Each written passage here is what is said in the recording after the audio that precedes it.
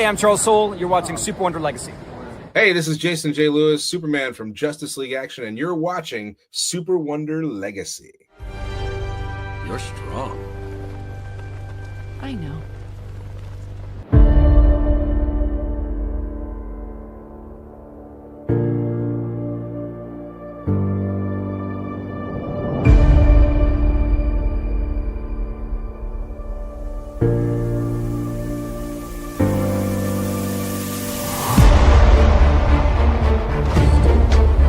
You a sight for sore eyes. It's nice to have someone who likes you for being you. It's okay. I've got you now. Just like in the movies. Welcome to SuperWonder Legacy. I am Jared. I am here with Britt. What's up, Britt? Hello, hello. And today we are comparing Superman and Wonder Woman to Ultraman and Lois Lane. I mean Superwoman. Sorry. Well, I'm not wrong though. That's the interesting thing about this particular character. She is evil Wonder Woman, but she's also Lois Lane. So, isn't that interesting, Britt? Right. Isn't that Which interesting? is pretty funny with the back and forth on Superwoman, the title and everything, because of wanting Lois to be Superwoman in a positive way, you have this Earth 3 version, which is a negative, and how, you know, some fans fight against it, and it's like, no, it should be Diana. She should be called Diana. So it really tells you, you know, how these fans look at both characters and how they would rather throw Diana under the bus, even if she is supposed to be a counterpart to that, like Ultraman is a counterpart to Superman. Again, they would rather have Diana thrown under the bus. Yeah, exactly. Randy says, what are your thoughts on the animated Christ on Two Earths movies where they had Superwoman and Owlman together? She's gone back and forth, so it's like it's not that bad of a thing. So she a thought, so yeah, that's true. That is very true.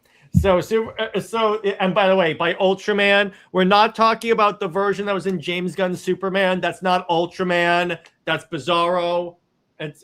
Gunn just called him Ultraman for the name recognition.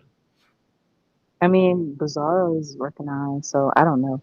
I think he has plans to end up having that version as actual Ultraman. I mean, you want to go with logistics, Jared. Mm-hmm. Yeah, that's very true, but it's like, then don't call, if you're going to do Bizarro, call him Bizarro, don't call him Ultraman, because that's not Ultraman.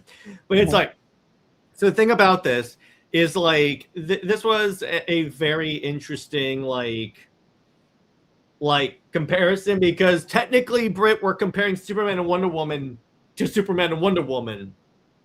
I mean, don't say that. That can be taken out of context. Oh, yeah, exactly. But it's like, the interesting thing about these characters is the way their origins also changed, because at least in the new 52, it was that like Joel and Laura were trying to like kill everyone, trying to escape Krypton, because they're like only the strongest survive, so they put Ultraman in there.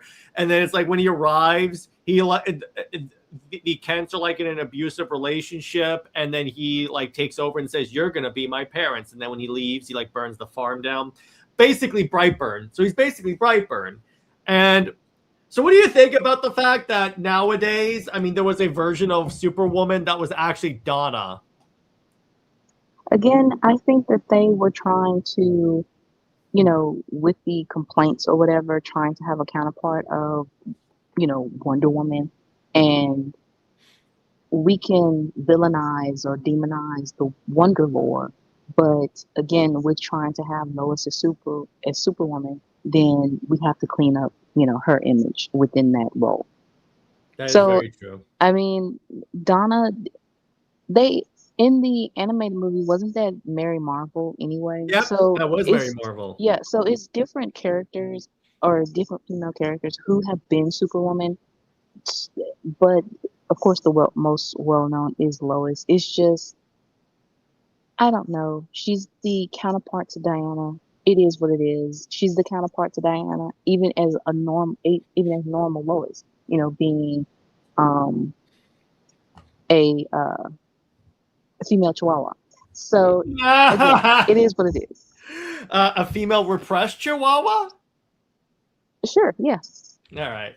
So, Superman and Wonder Woman, the D-listers of the DC universe. Who knows about these two? I But mean, you joking, but that's I'm how they're joking. treated. I'm joking. I'm joking. But that sure is how they're treated. Yeah. Well, particularly Wonder Woman. But anyway, Britt, talk about these two amazing characters. All right. So, of course, on Prime Earth, main continuity, um, Superman and Wonder Woman represents the aspirational partnership, rooted in mutual respect, emotional growth, and shared responsibility. Their core dynamics, they both view each other as equals. Um, and it's not just about the physical power. It is about the heart. They both have the heart of hearts of gold, and same values and same moral clarity. Um, of course, detractors do not want you to know that, but again, it is what it is. Diana helps Clark embrace his identity, balancing with his humanity. So she calls him Clark and Cal. There's no separation with her. He is one man to her. There's no trying to compartmentalize himself either. You know, she wants him to be truthful with all of himself, which I don't understand why so many fans want to fight against that. It's like you have to choose one over the other. And with the Superman 2025 movie, it made it more difficult to voice this because of how he demonized, the L's and stuff. And so you it feels like you don't have a leg to stand on with this whole identity crisis that he has. But and it also goes back to post crisis. But with New 52, he already had that balance of himself, and he honored both sides, and then coupled with Diana's influence and being with her, he was able to embrace it more. On the flip side of that, Cal, instead of mansplaining or Diana feeling codependent or um, as even Tom King is writing her as like she doesn't know anything, and or even Rucker, in I think Wonder Woman 226, he had the issue was basically going over Clark and Diana's relationship, their friendship and everything like that. And of course, he wanted to belittle their potential romance to be basically a public spectacle, a media hype. And within reading the article, um, Julia tells Diana that it is of a fourth grade level. Diana in Perez Run, she was reading encyclopedias. She is very much a scholar. She, very quick to learn things. She knows things. So I don't understand just because she is that quote unquote foreign girl and, you know, like a foreign exchange student, it doesn't mean that she doesn't know how to read. She might not understand the um, articulation of certain things, or her native tongue is not English, but the girl is smart. Well, Brett, it's like during post-crisis, around the time shortly before Amazon's attack, and the reason why I say that is it'll all make sense soon. They made it so like Diana didn't know how to pump gas, and I'm like, she was a fry cook beforehand, and so Exactly. I'm like, what? Exactly. It feels like they want to regress Diana for for their own, um, of course, their own reasonings, but it's also for a different character to teach Diana. So they basically want to have their own version of Julie and Vanessa, but at the time of that, it doesn't make sense. So you have, going back to Tom King. Now Diana's entire um, narrative is Steve. She loves America or whatever because of Steve Rucker. he, instead of Julia and Vanessa, especially Julia teaching Diana, he has Barbara Minerva. So, but the emotional connection is gone. You know, you don't feel that genuine love and care that Julia put into helping Diana and teaching her. And again, you don't dumb down Diana for Steve or Minerva. So going back with that, Clark also is a support in Perez Run too, and they've wanted to rewrite that for either Steve or Batman or Tom Tresher, Trevor Barnes, or whatever like that. And but the thing that makes Clark's relationship with Diana so special is because he does put her first. He, you know, he doesn't mansplain. It's just whatever Diana wants to know, whatever she, you know, goes out and do, he's right there, whatever. So to have that rewritten with Rucka, you know, making Clark seem like this holier than thou, preachy, um, you know, a self-righteous a-hole, he really disrupted, you know, that relationship that they had. But on an ordinary, Clark is always supportive of Diana, whatever she does. Yeah, exactly. And it's like, and it's like, again, it's like too many people see these characters only as Ultraman and Superwoman. I think it comes from not only not understanding the content, Britt, it's also the idea that too many people see it as like it's impossible for these good people to exist, even in like idealized universes like DC. So they're like, oh, they must be like Homelander, or it's like they're projecting like, if I had Superman's powers, I'd be Homelander. And I'm like, well, I'm glad that you don't have Superman's powers then, but thanks for outing yourself. I mean, well, that's them. And again, yeah, it is them projecting. And it's like, okay, you're the one with the evil spirit. So I don't know what to tell you about that because Yeah, exactly. you're the one that is completely like. So I'm like, what the hell, man? right. So again, they have the shared purpose as well. You know, these are two very humble, very selfless, you know, people who come from different environments, but at the same time, I would say that it's partially the same because Smallville was so still tranquil in its own way. It was peaceful. It was down home, and the mascara is the same thing. It's called being Paradise Island and having that peace, having that tranquility, and feel like, you know, down home, but it's tropical. You know, so it's and having Hippolyta or Philippus or, you know, all of the Amazons take care of Diana and nurture her, and then you have Clark with the Kents. Yeah, exactly. And again, I hear so many people trying to project that like the Kents would not approve of Diana, and I go, what the hell are you guys So talking you're just about? being racist because they're from Kansas, so you think of them as racist, hillbilly, you know, Oh, she's a foreigner and stuff. Even though they would sooner be more like against Diana, Lois, because Lois is a city girl. honestly, yeah. You know, is They you even can did this have in that. Smallville, Britt, where like Lana's husband goes, "You have no idea about how we live because you come from the big city, coming to educate us." Exactly. I mean, that is the honestly, that is the oldest trope, especially if you watch, you know, those Hallmark movies where you have the city girl come to a small town and she is, you know, either a mess or the locals are laughing at her because she is this, you know, flashy type person.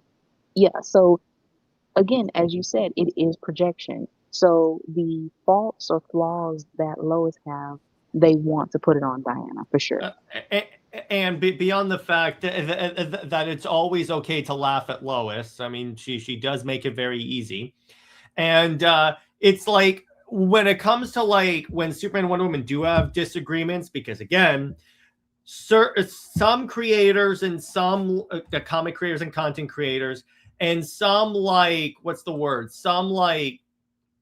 some fans try and say that like, oh, Superman and Wonder Woman, that's just too perfect. I'm like, okay, wait a minute.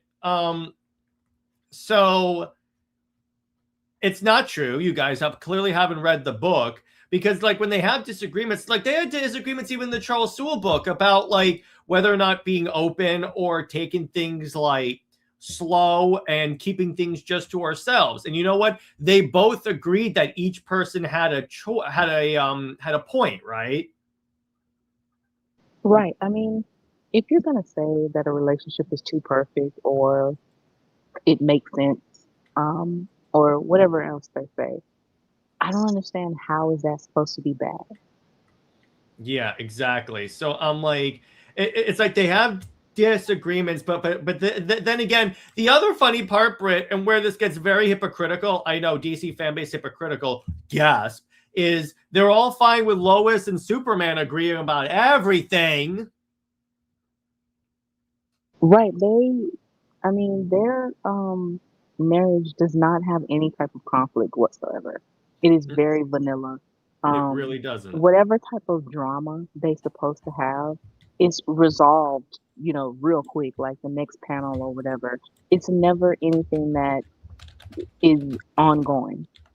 And quite honestly, it's where you know that it's going to be resolved anyway. So there's no stakes or drama, um, backed within it.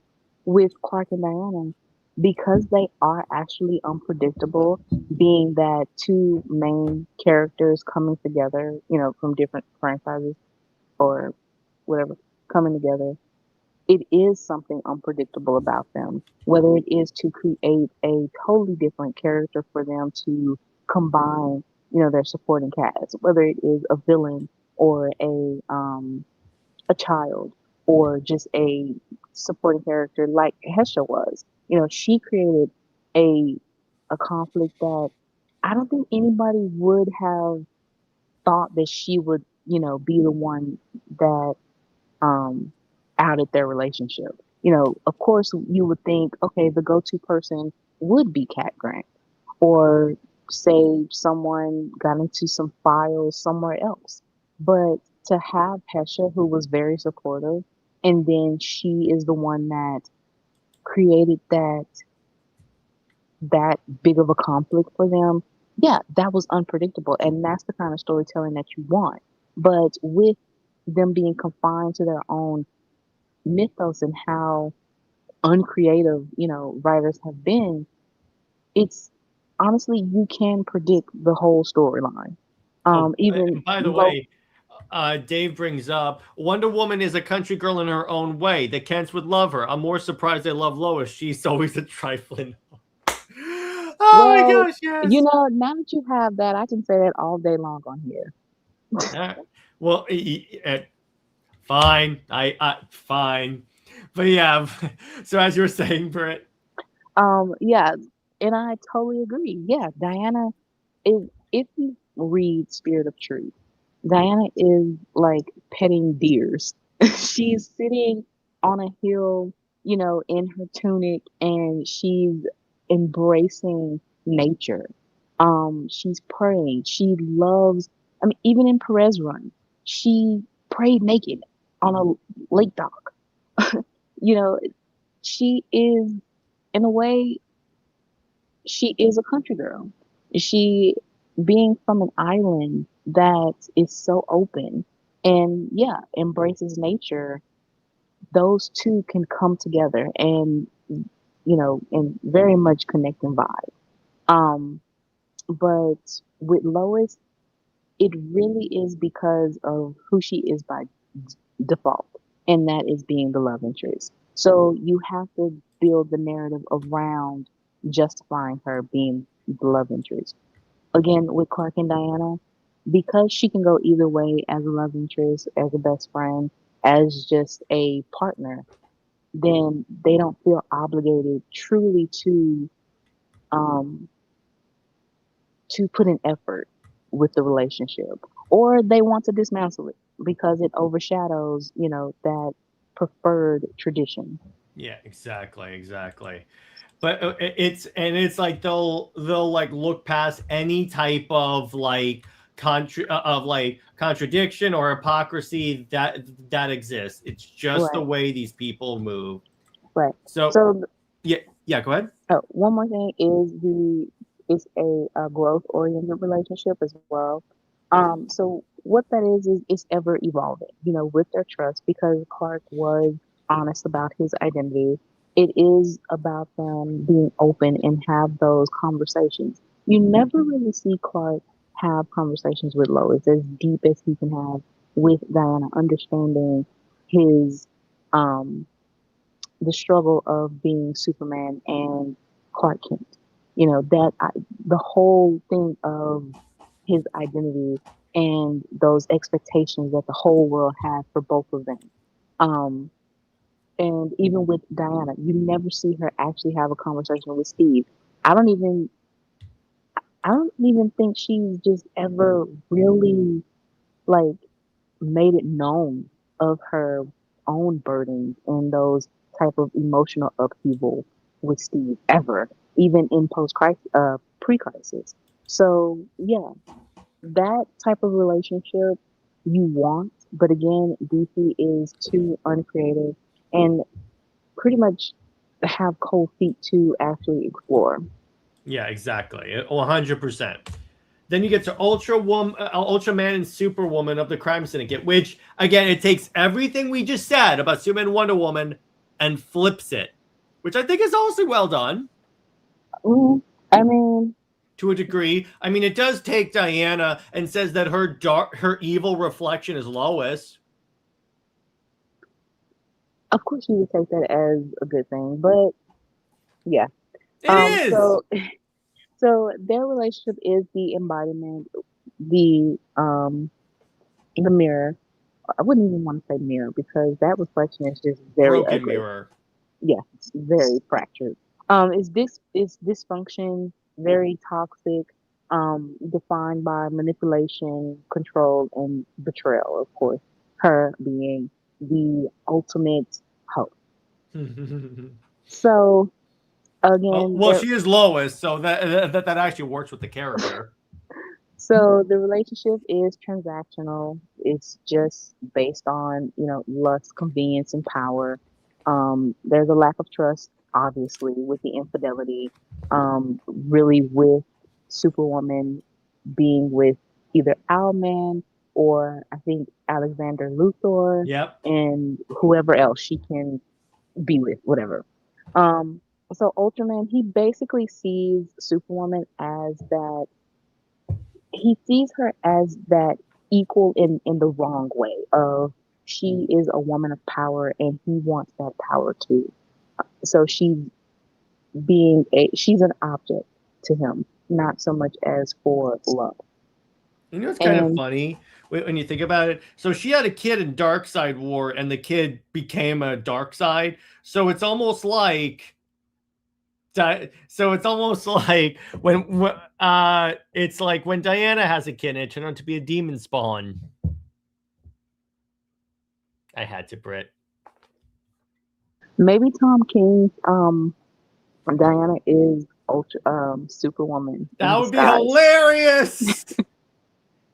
It would explain a lot of the ways she is written in that book, particularly the recent issue. Right. So again, the total opposite of Clark and Diana, where Clark protects Diana, Ultraman is very much abusive, whether it is emotionally or even physically. They very destructive, very cold. There's no genuine love. It is the obsession of power and control. By the way, Emperor Luffy says, it's no coincidence that Lois is evil here. She is linked to Satan after all. You're goddamn right, brother. I love how we have manifested that into the internet, Britt. It is funny. Mm-hmm. But yeah, so go on. I'm sorry. So okay, so we can go over them. Oh, Okay. different stuff. Mhm. So key similarities. I had to make sure to put in parentheses or whatever. It's very surface level. Yeah, I mean, just by the fact that they're the Superman and Wonder Woman of their Earth. yeah, it's very, very much just by the physical power of it. You know that they have the powers. They have Superwoman has a lasso, or it's the lasso Of of submission. submission. Yeah, exactly. Ultraman looks like Superman. He just has a U on his chest. You know, just things like that that is very superficial. It's nothing of obviously their characteristics, or personality. It is only by pretty much just the appearance and the powers. But there is one thing, of course, that is positive and negative of the impact of the pairing. So you know, Superwoman and Ultraman is a negative impact. But Clark and Diana, it can go either way.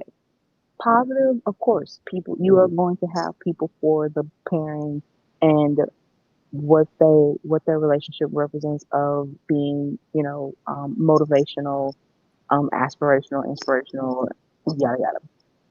But the negative impact is, you know, people against the pairing and trying to create it, well, put it as a spectacle, or in a meta text too, you know, with writers as such as Rucka, or you have where the, you know, the stakes are higher, um, you know, with the villains, or you have the Justice League like in New 52 where Batman was paranoid.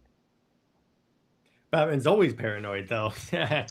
True, but he didn't have what made him more so paranoid was that he didn't know Diana's weakness. And so he was like, oh, well, I'll just have Superman be the one who takes her down. So basically, Yeah. Clark is Diana's kryptonite in a way. Which he is. I just wish that they had Batman say, no, I don't mean necessarily that you have to fight her. I mean, you're the only one that could talk her down. Batman isn't going to do that. I mean, not in that the sense way that, writers handle him, he's not going to do that. He wasn't going to do that in that moment. Yeah, exactly. Because they wanted to go, look, Tower of Babel. Right. But anyway, so let's talk about the differences. Again, there's a lot of differences with these characters. Chief among Beyond Being Evil. Do you know what Ultraman does to Kryptonite, Britt? He snorts it like cocaine. I did see that. I am very traumatized, and I hate seeing there's a certain panel that Twitter loves to take out of context and use. So yeah, I hate that. I had to remind you of that. So it's like, but I'm like, what? And Superwoman, it's like either she's Lois Lane or she's like Donna Troy, because in the newest Crime Syndicate, it was Donna Troy because Diana on Earth 3 was too like sympathetic, was too like feeling. So the Amazons killed Diana. Almost sounds like Tom King's Amazons. Oh my gosh, he was probably reading Superwoman the entire time and was too stupid to know. Who would have thought this? But it's like, so Britt, what's the most important difference between these two couples? Obviously, Clark and Diana is built on actual love, trust, and admiration, while Ultraman and Superwoman is control, lust, and manipulation. And what's kind of funny is Ultraman and Superwoman are what people think SuperWonder is. Again, that is nothing more than projection, and it is an injustice. That's really what it is. Mm-hmm, exactly. But, you know, no one knows the difference between Elseworlds, or they already think that because Diana comes from an island of Amazons, they think Amazons equal brute warriors already. So, you know, and then they are afraid of Clark. If Clark has any type of emotion other than being this happy-go-lucky golden retriever, you know, they will think of him as evil. Yeah, exactly. Dave is manifesting it that Tom King's Wonder Woman takes place on Earth 3. That's canon now. It's canon to me. Right. So anyway, but yeah, it's like with these two, it's more about like the power. They're together because they're the most powerful. So like, oh, it only makes sense. And think of it. Think of the children we'll make. And I'm like, this is sounding very much like the DC fandom when Lois became Superwoman in the comics. It's really hilarious. I mean, the thing about, how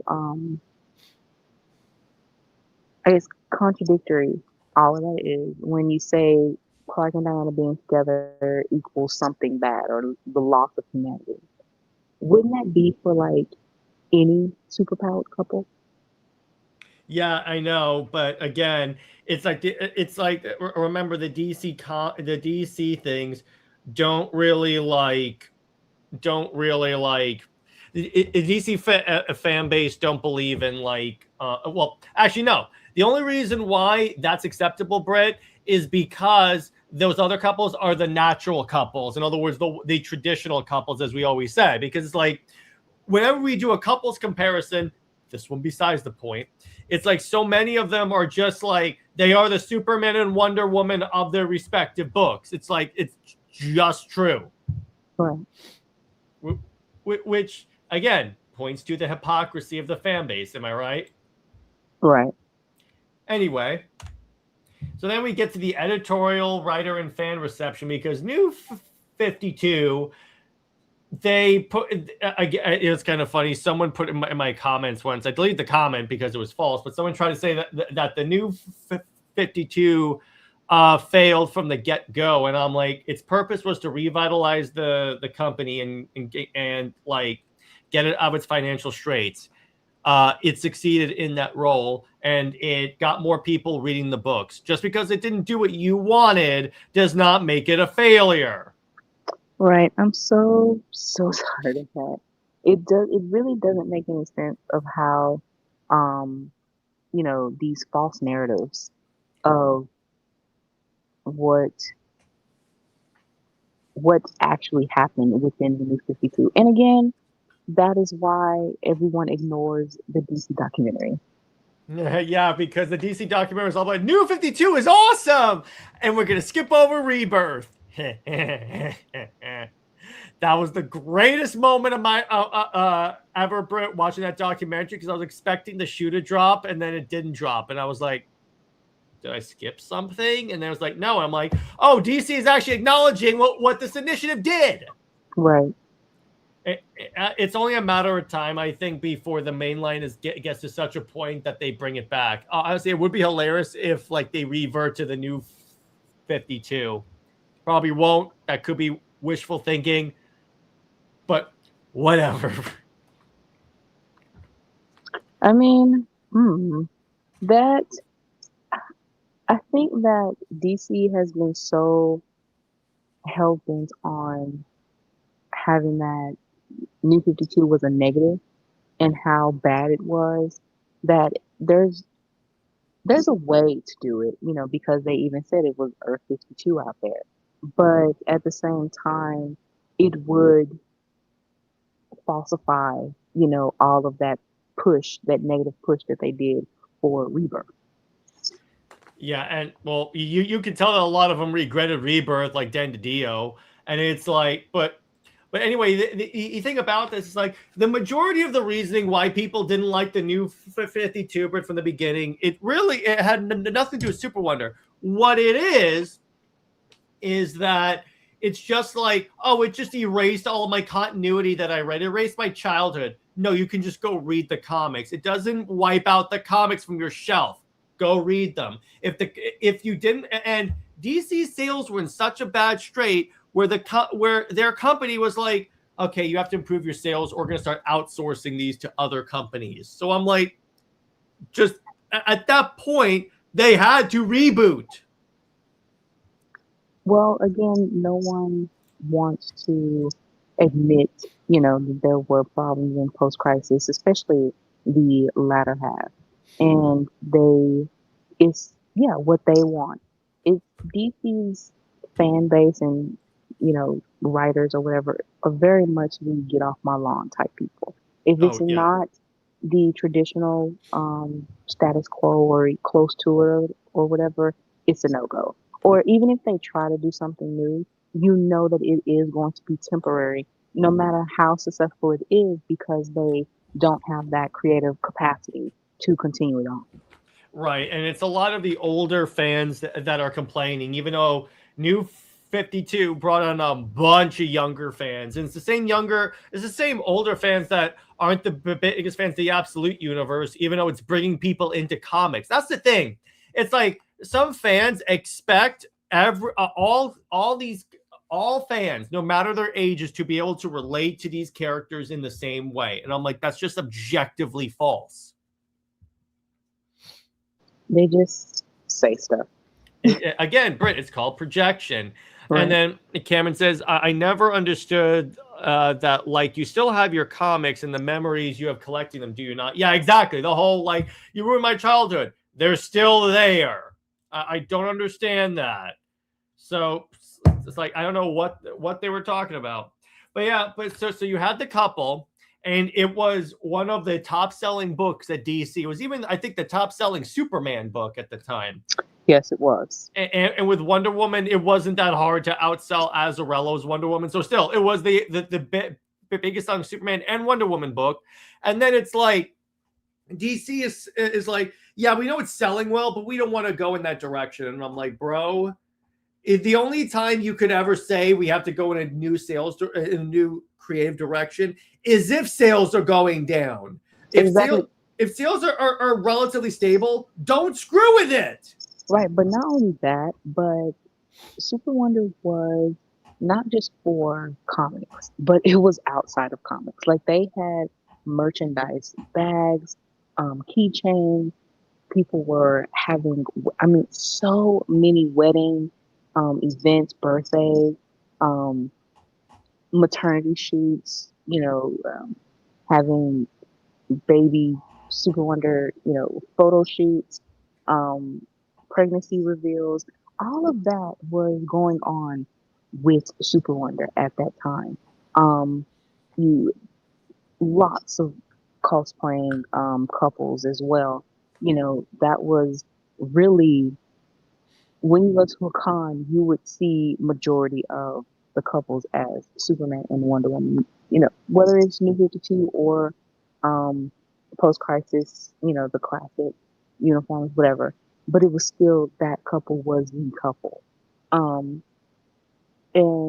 yeah, it garnered enough to where it did go into animation of DC AMU, regardless of how they screwed that up. You had Justice League Action, and then you had the Tomorrowverse. So it also Lego. You also had the AMU before it was sabotaged. Yeah, well, yeah. And you had Lego. You had just a number of things. Even with Paul Gutierrez, who very famous for perfume, fragrances, and everything like that. He wanted to do a partnership with even a companion comic, about not only Clark and Diana being a couple, but with the fragrance line. So you have all of this with this pairing more than you had with Batcat, more than, obviously, you've never had anything like this with Diana and Steve, and even with Chloe. You have certain things like there is, I think, a happy birthday card, like greeting cards, even salt and pepper shakers. There's some merch that you do have with Chloe, but who actually wants to dress, in a shirt that has Lois' name on it, or there's no logo, or it has an L on it. Okay, so you're walking around with a big L on your shirt. That's not gonna give you anything, uh, no type of confidence, I don't think. And even with certain images, she's just dressed in a pencil skirt or regular like pants or whatever. She doesn't have a true recognizable look unless you do like the Superman animated show or something like that. or maybe it is Gary Frank, or uh, what's the other image that they love to use? Um, it was an old pre-crisis image, but really, still, even with that, she's not a recognizable character. And honestly, outside of comic book fandom, the general audience for women wants to be an actual strong independent woman, so we want to be equal and want to fight alongside you as an equal and have our own strength. Then the next minute you're carrying me off or something like that, or you do have to save me in that way because I'm tied up and I'm about to get hit by a train, like they think it's still the 40s or something. Yeah, exactly. And by the way, Dave says, I normally don't like blaming fans, but the way the old guard of fans and writers sabotage the new 52 is one of comic fandom's biggest mistakes of all time. Yeah, because they're like, it's not my Superman. Yeah, but it's someone else's. That's the thing about that. And they say, so basically DC could have made bank with SuperWonder and fumbled it. Yep, exactly. Yeah. The thing is, they were making bank. They were. That's the other thing. They literally said, yeah, we're good with not making bank anymore. We want to go back to the old status quo. They brought back Lois. The sales of Superman and Wonder Woman, the pre-orders, which is very important, was like 100,000 copies. Very big, particularly for back then. Lois, 30. Right. 30. And even her solo, that had to have an initiative with to build up to at least get to like 40K. That says a lot. Yeah, isn't that really funny there? I mean, she just has that purple outfit. That's true. That's the other funny thing. They're like, oh, she has all this fashion. She looks like a grade school teacher. It's like, I don't understand this. Anyway, so then we get to writers' interpretations. The supportive ones, in other words, the right ones, are basically like, no, there's a lot of different, like, cool, like, philosophical, like, conversations you can have. If you put Superman and Wonder Woman together, there's a lot of cool stuff that you can do. But then the critics are like, it's too powerful, lacks tension, and they don't, and it's like, it's emotionally distant. And I'm like, you don't read the books then, or you don't know the characters. Because I'm sorry, if you're saying there's no drama between the two, you don't read the books. I'm looking at you, Tomasi. And if you're saying that this is fanboy porn, then I'm sorry, Jurgens, who's known for killing Superman. Here's how I know that. He keeps referencing the death of Superman every time he writes Superman. I'm like, brother, these old creatives need to actually just stop it right now, because all you're doing is you're turning people off. Remember when Jurgens said that, like, the purpose of Superman Reborn is to wipe out Superman and Wonder Woman in a relationship on Twitter, and that caused people to walk away from DC? I mean, you don't go into a storyline purposely trying to, just for one thing that, okay, they're exes, so what? So are you saying that they can't have a relationship because pretty much it's a looming thing that that it is able to, you can go back to it? Yeah, well, Britt, it wasn't just that. They didn't even make it with their exes. They made it so it never happened. I mean, come on, like, that's not how relationships work. And then the hilarious part is on the Wonder Woman side, they referenced it. Yeah, if you want to, like, have them as exes, or no, if you want to have Clark and Diana as quote unquote human, even though they already are, but yet you don't, certain ways you don't treat them as such. So are we supposed to believe that they just felt nothing, or that they don't have the history that they have? How can you write that? Because if you're going by post-crisis, or even if you go by pre-crisis, Clark and Diana always have some type of relationship.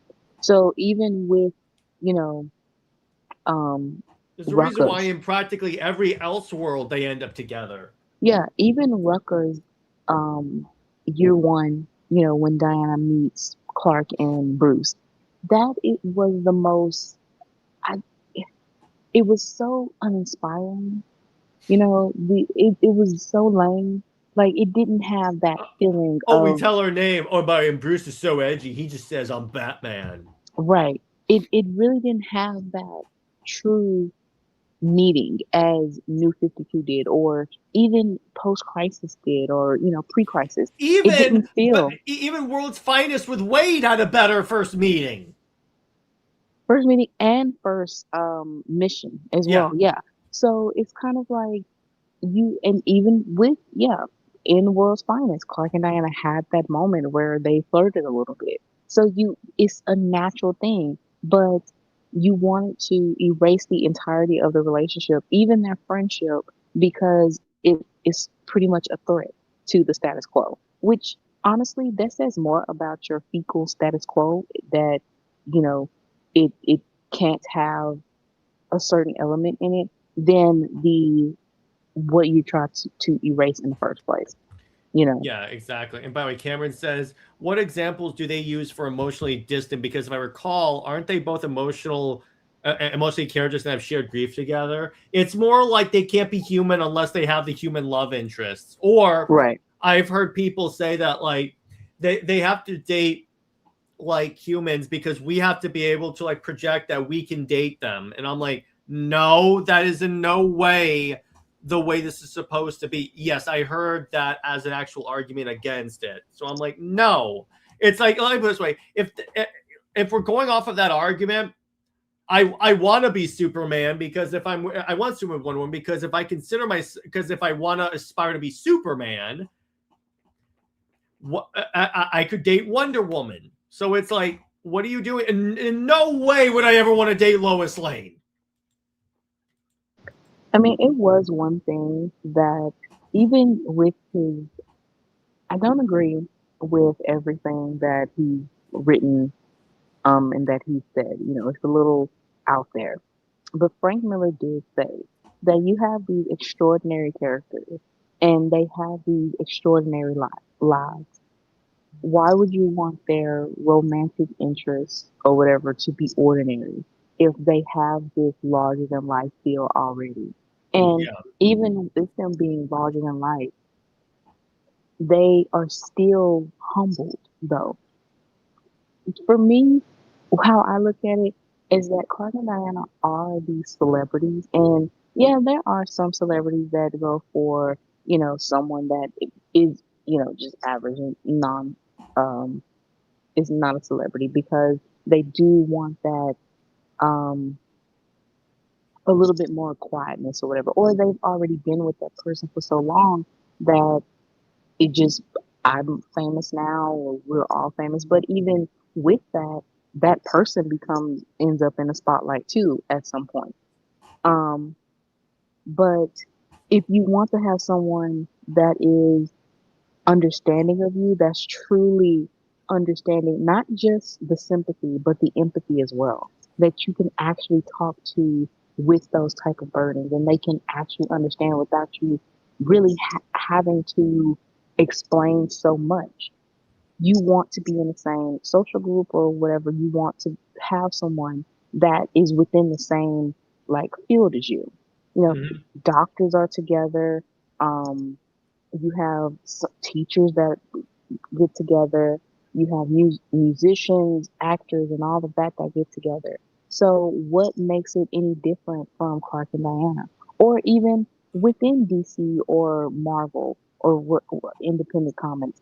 They have other pairings, superpowered pairings together. Why is it that Clark and Diana are held under a microscope and it's now all of a sudden bad?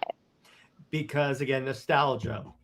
So then, or they make Diana like a warrior to show, oh, look, there's no way Superman and Wonder Woman would work together because she's a murderous warrior. And I go, And by Cameron brings up a good point. It would love. Hey, what's up, NJ? Just want to point out, I would love for a Clovis fan to show me a picture as good as the middle one right here. Man is smiling with all the lipstick all over him. Also, they're flowing together side by side in the clouds. I mean, again, when Jim Lee was drawing the cover for Superman and Wonder Woman, he said it's like the advantage of Superman and Wonder Woman is like you can draw them doing more stuff than because the image of Superman and Lois, it's always like he's holding her. That's it. So it's like that gets boring real fast. Exactly. He's either holding her like they're trying to do the whole like a dancing pose in the sky, or he's bridal style carrying her, which is kind of like, okay, that gets quite repetitive. It's like, take a look at this one. See, you can't do this with Clois as much as they try. Right. But anyway, continuing on. Then we get to fan reception and division. You have, I'm sorry, trigger warning for Pete Tomasi Superman Wonder Woman book. Sorry, Britt.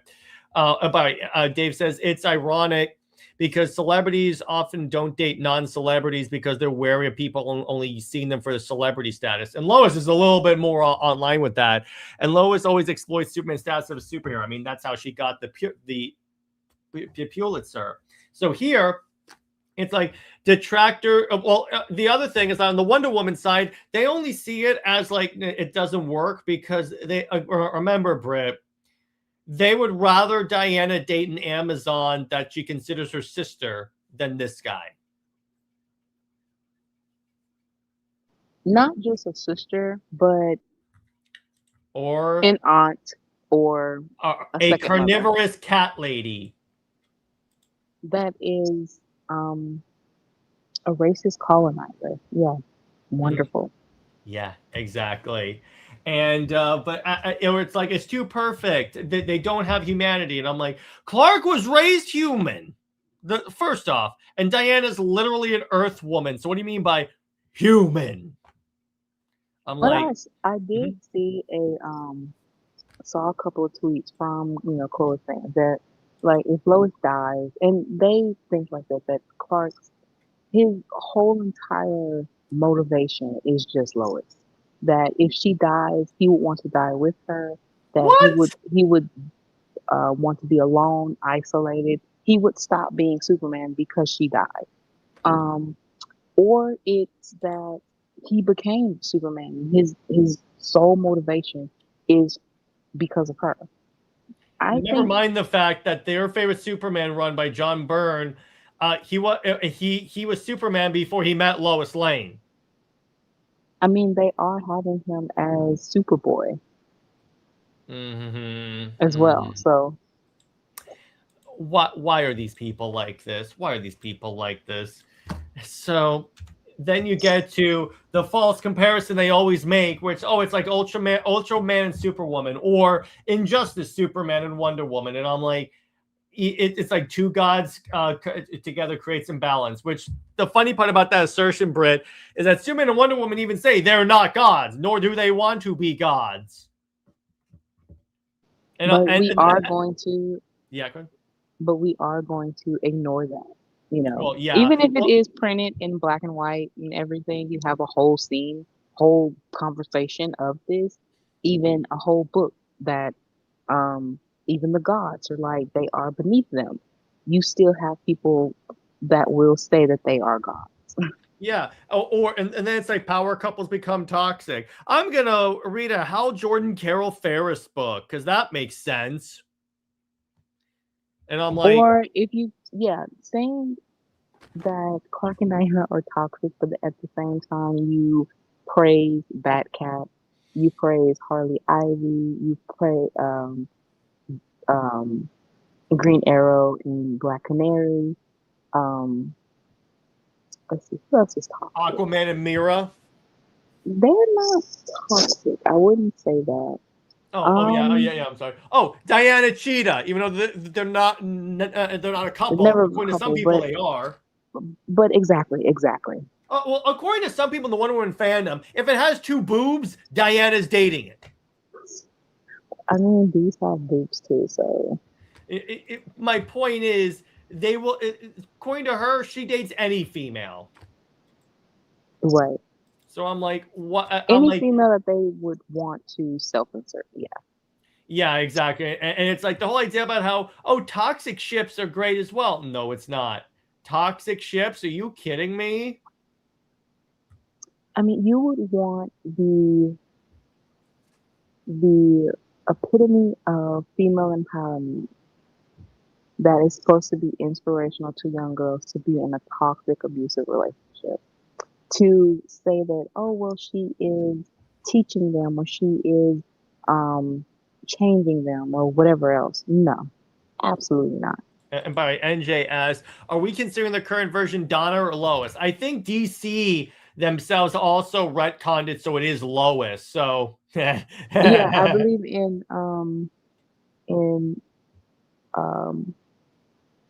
World's Finest. Yeah, it's Lois again.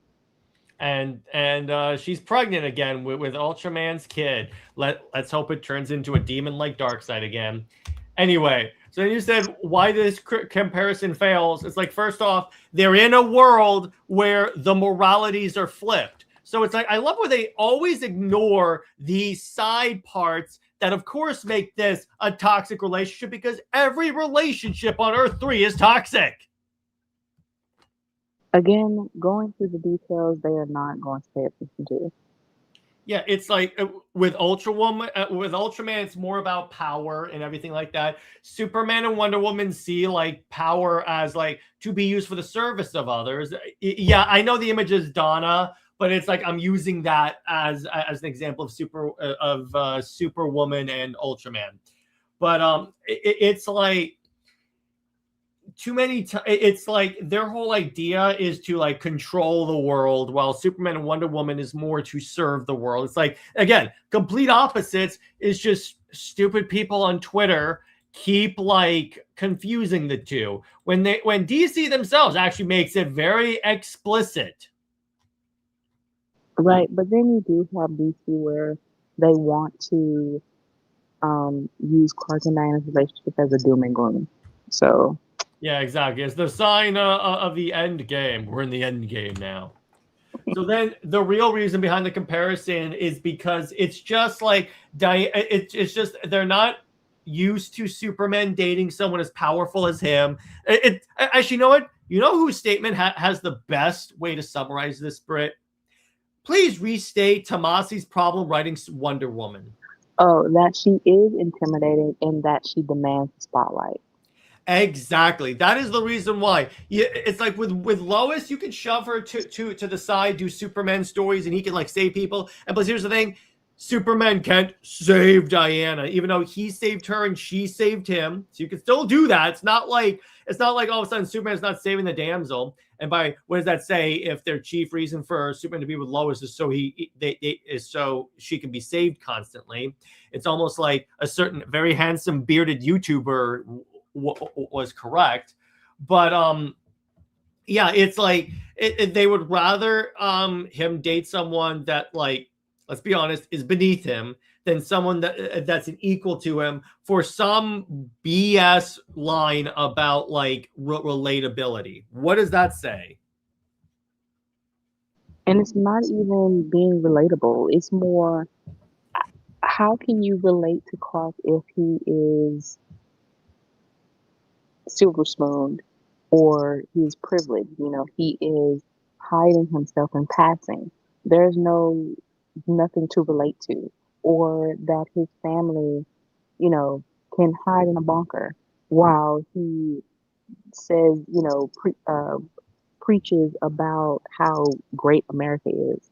There's no type of the only people who relate to that are the old, you know, conservative in the negative way of the fan base, you know, and those who think of Superman as that all-American, boring dad.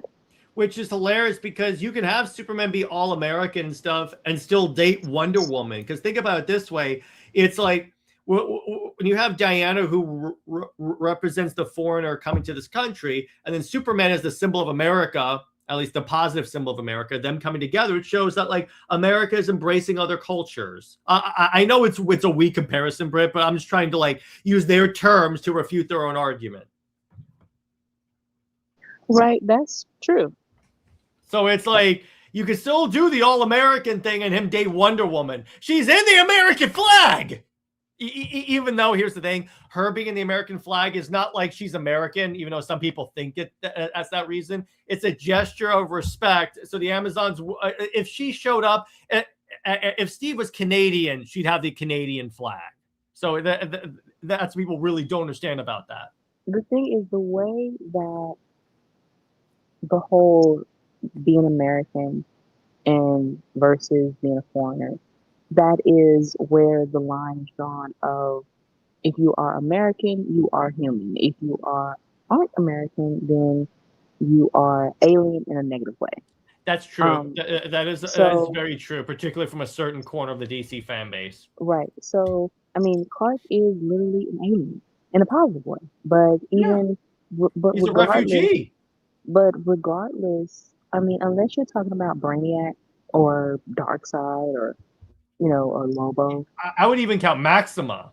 or Maxima, there the whole demonizing, ostracizing, or whatever of being alien or being different or un-American, or non-American. That like these characters are supposed to be for children and adults who want to feel inspired. How in the world are you going to have a diverse fan base? And for these inspiring characters to basically say that, no, you are alien in a negative way because you are non-American. Or Well, also, because, Britt, remember, so that type of inspiration is not okay. But saying that Tom King's Supergirl, who's a drunk pirate girl, is inspirational, that's inspirational? right, no, it's not. I mean, I don't know if, with the rewrites of what Anna has done for the movie, and while, yes, she is that drunk girl, did she put the emotion that is needed to justify why she is, the drunk girl? Yeah, exactly. It really doesn't work when you really think about it. But anyway, so continuing on, then you get to the final analysis, and then we get to the crossover story. By the way, yes, they did introduce Ultraman's cousin Kara, and it's just as bad as you think it is. That relaunch of the Crime Syndicate was okay, but there were a few things in that series where I'm like, no. Yeah, they don't know what they're doing. I mean, They DC really is don't. very so the creativity is very stale and stagnant. They are really just using absolute, as of course they have the next level initiative where writers can do, whatever they want with the characters that's basically their favorite. So that is one thing that is helping them, I guess. But still, I truly believe if it wasn't for absolute, yeah, DC's entire line would just be completely in the gutter. Well, if it weren't for Absolute, I get the feeling they would have pulled the trigger on another hard reboot.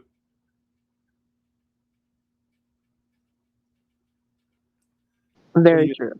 Yeah, Very because true. like from what we heard, sales were at the pre-new 52 levels when they needed a reboot. So Right. there you go. But yeah, it's like there's a way that you can do the comparison. The comparison itself is not bad. It's the reasoning behind the comparison why I object to this. So if you do, because you could do a evil Superman, because an idea I had for a story is like Ultraman and Superwoman show up in the main DC universe, but don't reveal themselves. They disguise themselves as Superman and Wonder Woman, start committing crimes or like doing stuff, acting out of character, so people distrust Superman and Wonder Woman. So then they it's just then they undermine them from within, essentially. That's the way I would kind of deal with that. Yeah, that would definitely be a good story. Yeah, because it's like what people forget is that they look like Superman and Wonder Woman. So it's like you could definitely do that. Right. But, so then you get to the history of Ultraman and Superwoman of the Crime Syndicate. Right. So we can pretty much speed through this one. Yeah. So with that, the first introduction was Justice League of America 29. The concept is of course that it is their morality is inverted. So the heroes are the villains, justice is replaced by domination. So it is the evil counterpart to the Justice League. They aren't they it's not just flipping them. Again, as we talked about, it is having the different characters. So Ultraman is not just he they have their own personality within being the introverted um, counterpart. And Exactly. with Superwoman, she is very different from Diana. Not only just evil, but her her um well again, as she uses the lasso of submission, and instead of something that Diana would use, things like that. um so this started in they are from Silver Age, from the 1960s, which I did not know that, Mm-hmm. but um it but it does make sense that it is a Silver Age concept, very much so. Yeah, exactly. Yeah, because it's like, oh, evil versions of these characters that come from an Earth where everything is evil. That is very interesting. The Crime Syndicate and a storyline similar to Forever Evil would have been a great direction for the DCU, but Gunnar Ray screwed that up with fake Ultraman. I know, right?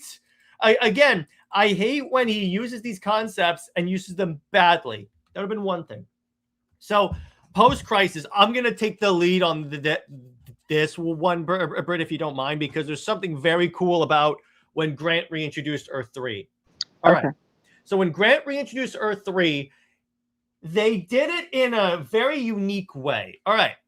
So beforehand, it was more okay. So you know how like the superheroes always win at the end in the main universe? Hmm. That's because Grant, in the most Grant Morrison thing ever, introduced the concept that it's because the way that like things work in the main universe is like things will always trend toward good. But with the Crime Syndicate on Earth 3, because it's in the antimatter universe, because again, there was very few worlds in the multiverse at this point, they made it so everything trends evil because the Justice League goes to Earth 3, and what they do is they start like trying to fix things, trying to like show people, no, you don't have to live under oppression, but everything keeps readjusting itself because the universe itself trends toward evil. So you cannot. So it's one of those occasions where you cannot save this world. You cannot make it go toward good. That's very interesting. Yeah, and of course they had the whole thing where Ultraman and where like Superwoman is the hoe that's with both Owlman and Ultraman. I'm sorry, I love your terminology, Britt. And it was really cool getting to see like that whole idea because you would expect the Justice League to be able to go to the Earth. Oh, they undo everything. It's like in the animated movie that took inspiration from this, Crisis on Two Earths. That's what happened. The Justice League went to Earth 3 and completely repaired it. It's like everyone's good. The Crime Syndicate has been dethroned. No, in this, it's like another crime group would have arisen because the universe cannot go toward good. And it's like even when the Crime Syndicate tries to take over the main DC universe, their luck reverses because our universe trends toward good. So it's like it's kind of cool the way that like fate works in the DC universe. And then of course it's like there's this thing where like where like Owlman and Superwoman are like making out in the middle of the street while Ultraman watches, and I'm like, I get it. I'm not really the biggest fan, but I get what Grant is doing. But I definitely it's called by the way, Justice League Crisis on Earth 2, because at the time, again, there was only like at the time Crisis had just happened, obviously, because it's post-Crisis, and there were no other worlds in the multiverse. So the way Grant went away from that is like, okay, let's go with it's an alternate universe. It's not another Earth. It's an alternate universe. DC will try and do Elseworld stories all the time, Britt. So they're like, it's a different universe. It's called the antimatter universe. This is kind of where like the antimatter comes from, where even the weaponers of Cord who made these Sinestro core rings came from. But it's like in the antimatter universe, it's the reverse of the main universe. So I always felt that like that was at least an original idea for them to like flip it in that way. Right. So what do you think of that, like, subversion, if you will, of that universe? And actually, Dave says, I always saw Grant's story as a smart commentary on trying to impose your values on different cultures. It never works out in the end. That's actually an excellent way to think about it. Yeah, it is. But yeah, so what do you think of that version of the Crime Syndicate? I mean, that was the most intellectual version that really explored. It seemed like that really explored the dynamics and everything. Everything else that came before or even after, it just felt like an evil parody of the Justice League. You know, they don't really have the depth, and it's always the same exact storyline of, you know, Superwoman having this love triangle or love square or octagon or whatever she has, and then she gets pregnant, and basically you know, having this whole who's the baby daddy storyline, and it's like, okay, that's all you have, and of course you throw in some evil killing here and there, but it's basically a PG-13 version of The Boys, you know. So yeah, I don't really care for the Crime Syndicate. I really don't. But if it's something like this that is, you know, in-depth commentary, then I wouldn't mind it.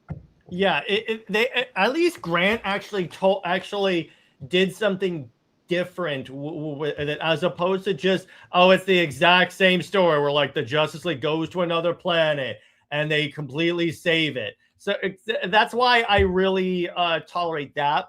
And it's like, it's still, and they still do a lot of really cool stuff with that. And again, it's just as evil about it because it's like, because it's like Superwoman is Wonder Woman if she were written by Tom King. And actually, so is Owlman. All these characters are like if they were written by Tom King. Isn't that funny? Oh, and also in this universe, the Flash is a literal drug addict. So it's like, so they literally like subverted everyone in this universe. So Not at all surprised. yeah. So then you get to New 52. Now, let me tell you this. This was my first DC graphic novel I bought was Trinity War. I was so confused when it was coming out. So you can imagine me going, wait. So there's an evil version of these people. So I was like, okay. But then when I introduced it, I was like, okay, that's really cool. Then I'm reading Forever Evil. And Forever Evil was really cool because the idea of removing the Justice League, so characters that you wouldn't expect saving the world are saving the world, like Lex and Black Manta and Deathstroke. And they kind of went crazy with the whole Superwoman having affairs because it's like now she's also having an affair with Alexander Luthor, like you said, with Mazas, and I'm like, what? Yeah, I mean, that whole thing, okay, you know, it was a bit much. Yeah, exactly. But it's like, but Ultrawoman's reasoning is very Earth 3 because she's like, because he is the strongest of all of us. So of course, Superwoman would go with the one that's the most strong. So I'm like, at least Jeff made it very in her character to go in that direction, even though she's siding with a hero, which I'm like, okay. I do like how like the way she dies is in Darkseid War when she just gets blown up and disintegrated by Grail. I'm like, all right, see ya. I love how each of the Crime Syndicate people are like wiped out. I mean, instead of, honestly, Superwoman is, well, no, I take it back. I would say, no, that is true. I would say that Maxima is a better counterpart to Diana than Superwoman. Because I would say so. Superwoman, honestly, she is it's not like Diana cares for. She's not male obsessed. You know, her romances are. She's not having multiple love interests. She's with one person. So that whole thing, she does not care for power. That hasn't been truly a thing for her. You know, really, and the whole thing about wanting to be with the most powerful and having a baby, that is pretty much, you know, the same thing that Maxima has done and why she was pretty much created. So yeah, I would So what you're honestly, telling me is I could label the ship as Ultramax?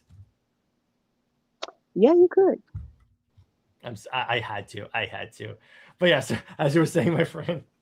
But yeah, it just, I would say that if we're doing like a comparison or some type of storyline, I would honestly want to, you know, read more of the conflict between Diana and Maxima than Diana and Superwoman because it really does also feel like because if she goes with the lowest identity, then of course it is that meta clash between, you know, certain writers.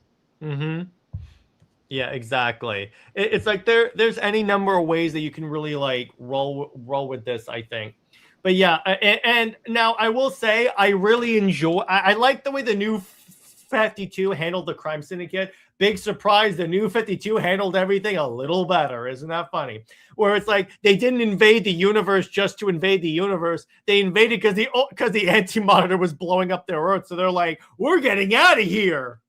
And I liked again seeing. I like where there's this great scene where Johnny Quick, the evil Flash, corners Captain Cold, and Cold's gun is aimed at his leg. So Cold like activates the voice thing and it freezes it freezes Johnny Quick's leg. And then I love where Snart goes, you know why I never did this to the Flash? Professional courtesy, and then he shatters the leg. There's lines like that I absolutely love, and I like if you're reading DC through Justice League throughout the entire series, all the way back in like arc 1 or 2 or so, they built up the Crime Syndicate invading. So it wasn't like this storyline just came out of nowhere. Right. Which I always I really did enjoy that. But anyway, it's like real quick, what were your thoughts on the Forever Evil like storyline? Again, it kind of went into the direction of who's the baby daddy, and you know, That's true. Again, I really don't care for it. That's true. I'll give you that. But it's like beyond that. I would go for, again, Grant Morrison's version, then, you know, John's. It was really, to me, it was run of the mill. It was whatever, you know. So, yeah, I don't have no thoughts beyond that. I will say the advantage that this storyline has over the Grant Morrison one, the art is better. I do not like I have big problems with the way Frank quietly draws people sometimes. Oh, yeah. At least here you have like Ivan Rice, David Finch, and all those guys. And then Dave says, I love Forever Evil for what it is. It's like a showcase of all the villains Jeff Johns elevated throughout the years, from Sinestro to Black Adam to the Rogues. Yeah, exactly. So then you get to Rebirth and the modern interpretations. And this is when like the multiverse came back. So they like redid stuff. So they like reintroduced a bunch of stuff.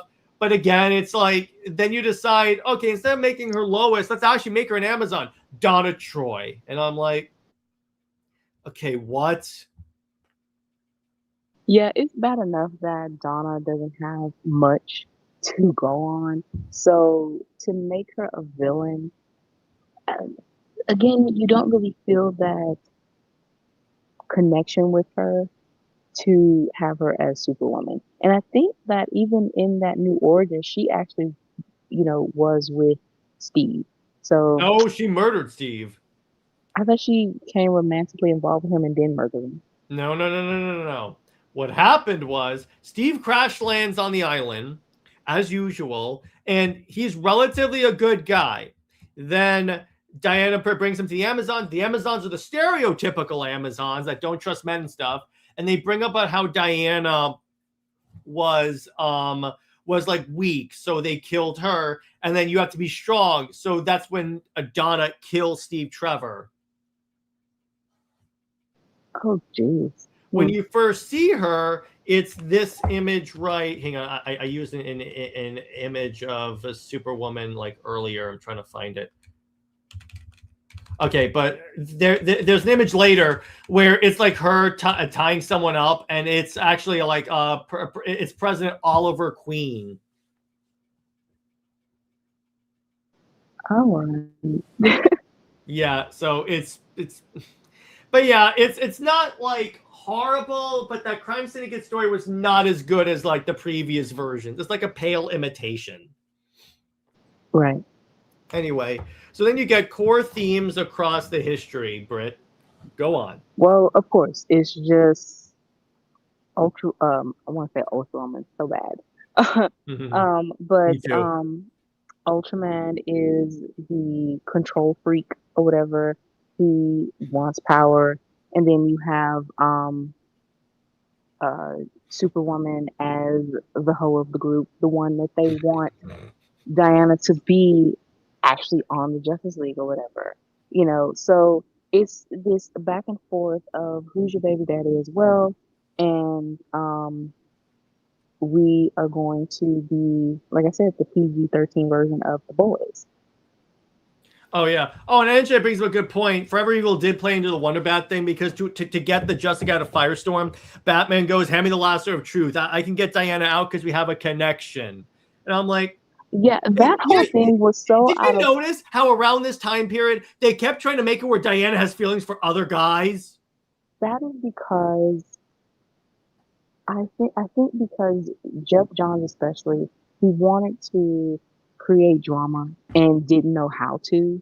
But as you can tell, it was also very out of nowhere because it did not make sense. Like it felt like he didn't know how to have Batman use a lasso for anything else and no type of like connection towards it. So he wanted something, but he dropped that storyline so fast. It was nothing. And then with trying to have Diana, hinting at other like feelings. Well, Jeff Johns was president at that time and also head of DCEU. So he was in that realm of Diana being closer to Steve again, because of the DCEU synergy that they forced upon comics going into Rebirth. So, and also at that time, they didn't know that Clark and Diana's relationship was going to be as big as it was. So yeah, they wanted to use her as this prop up for especially Steve. They wanted to do that, but also her relationship with Clark. They thought it was just going to be maybe a temporary gimmick. But you have fans that actually support it, so they had to continue it on, have the book, but also drop a lot of the out of nowhere, out of character plot lines that they wanted to force. Yeah, exactly. So then we get to in conclusion, which we said the basic conclusion. I'm just going to speed through it. The point is, it's like this is a crappy This is a crappy comparison that the fans try and make. Well, it's not a crappy comparison. It's a crappy equivalency that the fans try and say, oh, if they're together, they're just this universe because, oh, the evil Superman and evil Wonder Woman are together. Yeah, but what's the evil Wonder Woman's name in Earth 3? Right. Isn't that funny? So then, all right, Britt, tell us about the crossover. All right. So as always, we have to have a crossover story. This pretty much is, if you read Sensation Comics featuring Wonder Woman. I was about to say, it's very that. Yeah, is pretty much that, but a little bit more open. So it is issues, I believe, 45 to 47. But within that, here's Diana at a global summit, and she is addressing, young women and older women, and it's just a female empowerment thing. Diana is giving, words of encouragement. She's telling her story as an Amazon and things like that. She's also telling her story of being on the Justice League. And yes, it is her relationship with Superman is very public. Um, Superwoman, she comes in, again, similar as that story, and she's basically saying that Diana is lying. And everything that Diana says, Superwoman says the opposite. They also clash back and forth where Superwoman says that Diana is tamed, that uh, you know, she's she is not an Amazon, because in some of the storyline, Superwoman thinks, again, as Twitter thinks, as an Amazon, you have to be a brute. So you can go to Act 1 now. Okay. Okay. Act So one, yeah. Summer of Truth. So yeah, the whole thing is going into the summit, and they with this back and forth again as the within that storyline, you have Superwoman talking about Diana, saying that she's soft, and then you have Diana saying that you don't know what you're talking about as to be an Amazon, and even with relationships, you don't understand what love means. You don't know what trust is. You are all about power and control. So it is a ideological conflict with them. It's not just that physical fighting. Um, Again, with this being broadcasted, it is worldwide instead of within the story from Sensation Comics, which was just three girls on a beach. Um, and also you have just that. I would say that within this moment too, Superwoman still um nitpicks a little bit too much for Diana to where she does kind of question a little bit because she wants to be, you know, she wants to be that light and that guidance for young girls. So she doesn't want to say the wrong thing. She knows that Superwoman is saying lies herself, but it's still, let me check myself at the same time.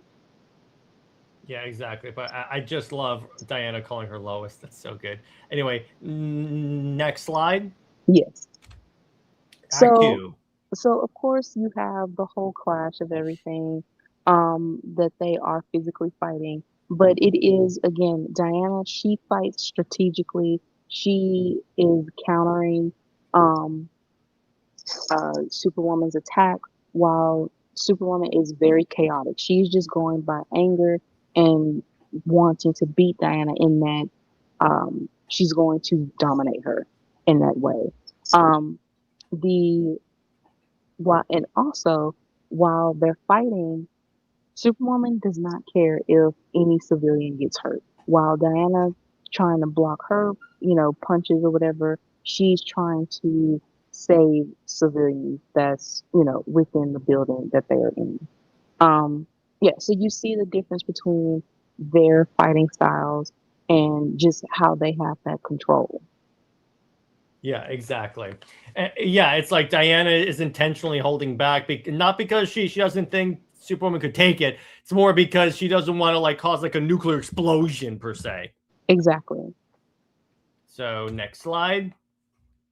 So actually, of course, Diana defeats her and she is knocked unconscious. So with that, the battle, it is very awkward because you've had this knockdown drag out, and also you've never really heard Diana talk like that because she isn't like that.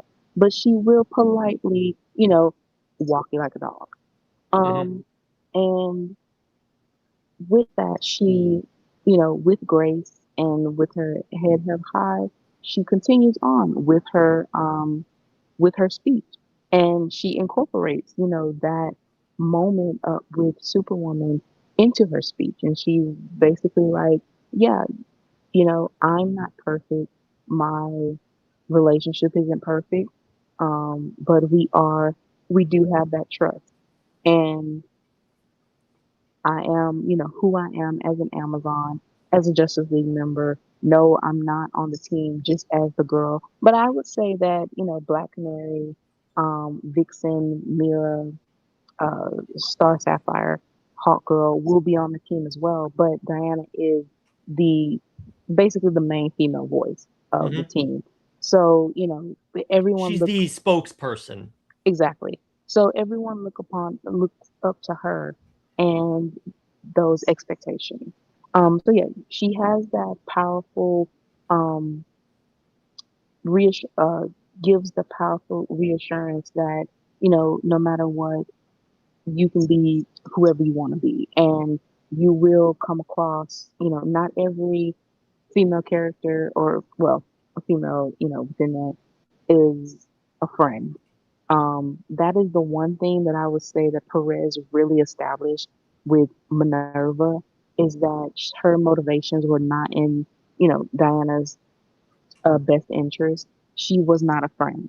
And I think that DC needs to go back to that with telling those stories, because if you want to question Diana's humanity, that's on the writer's, you know, um, hand, because they are taking away the most human elements that Diana has already explored and experienced with the Perez run.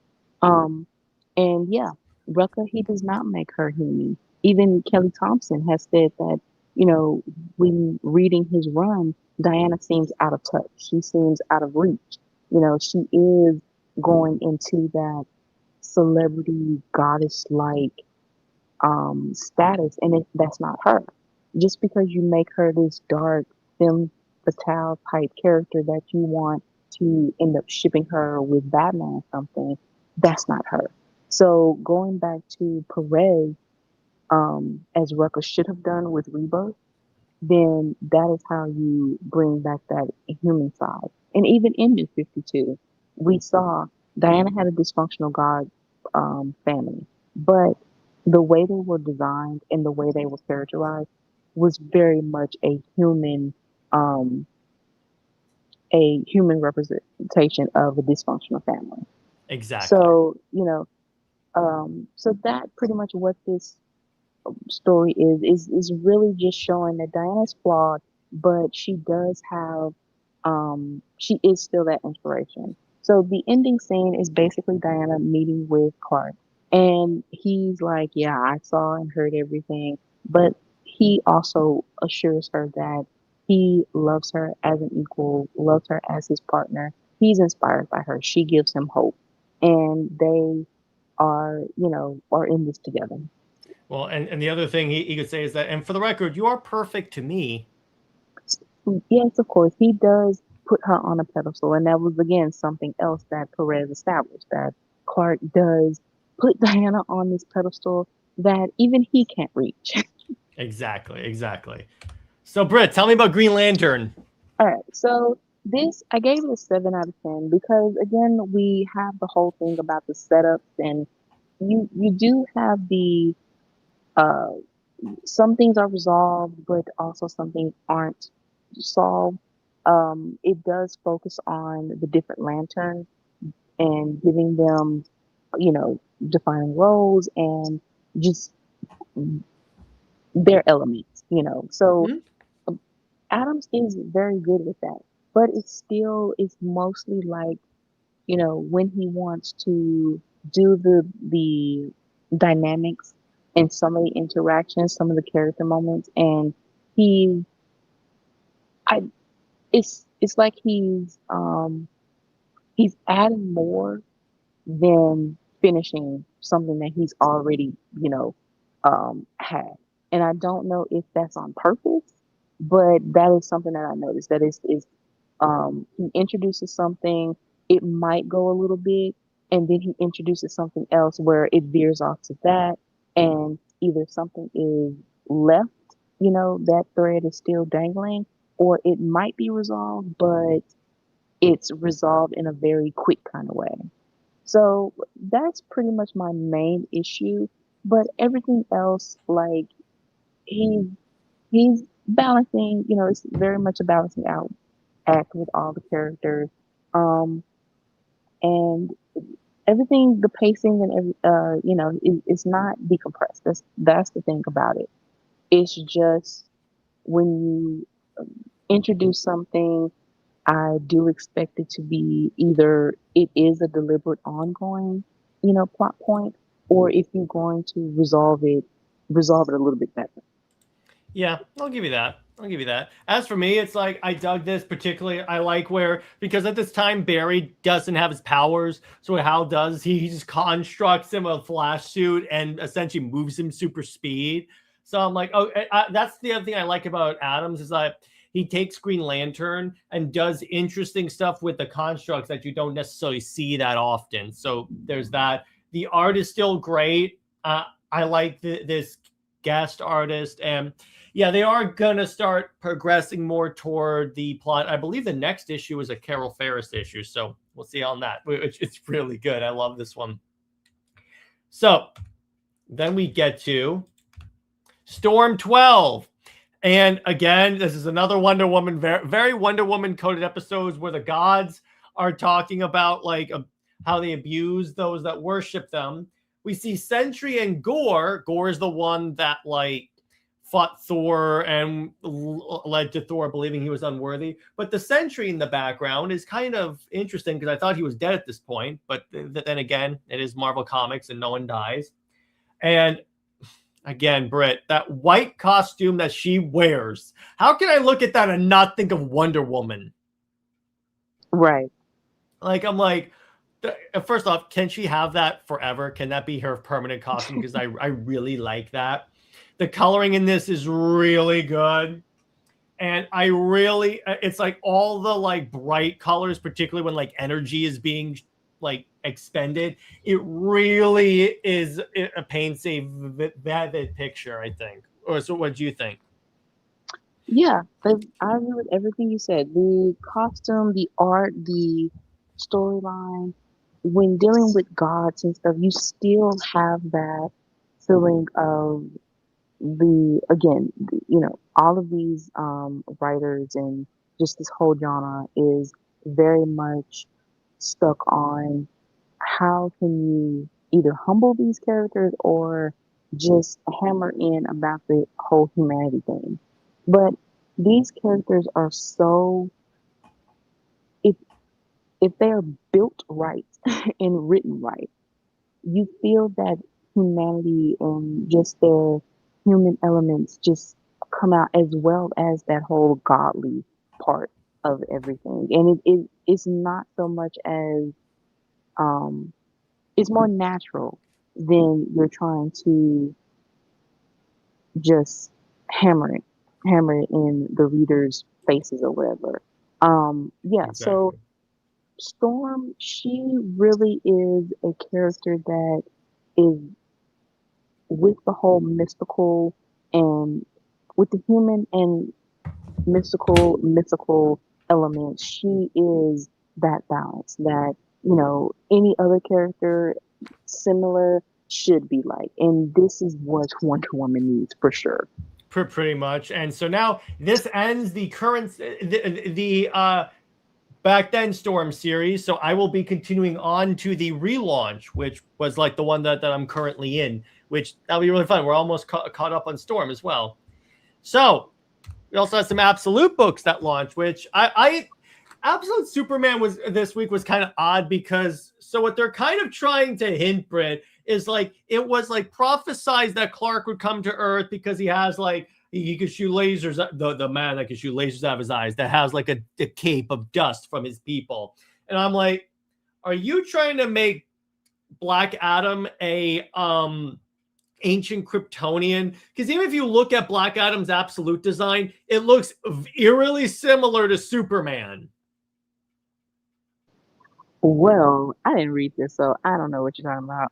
Well, yeah, if you read it, he references that. The other thing is, guess who's dead, Britt?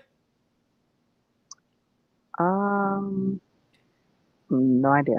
Ra's al Ghul. He's just chopped up into a bunch of pieces by Black Adam. He's dead. And I'm like, Wow, oh, that was It was a little anticlimactic. Yeah, that's why I took off some points for this issue. Now, the fight between Superman and Black Adam is dope because like they fight across the earth at like supersonic speeds. They even fly over Gotham, and that's why you see Batman there. And we also get a little bit more of like of absolute John Henry Irons. But it's like this issue was so far the weakest of this arc because it's like very much like it's just, oh, and he dies, and then they fight. And I'm like, please don't make Black Adam an ancient Kryptonian. That would be a little too much, I think. I mean, they are saying he's basically Egyptian, but it could be he showed up on Earth in Egypt. And I'm like, please don't, because that would be kind of lame. I mean, they do have Hawkman as ancient Kryptonian too. So No, he's ancient human. He's not ancient Kryptonian. in who is that? Robert Venditti, I think that's his name. Yeah, he had In a an past iteration. life, he was a Kryptonian, but he's not currently a Kryptonian. Oh, I thought it was a Kryptonian. Well, either way, they will play on some type of ancient Kryptonian. So it's no surprise. So then we get to Absolute Wonder Woman, which I enjoy. I largely enjoyed this issue.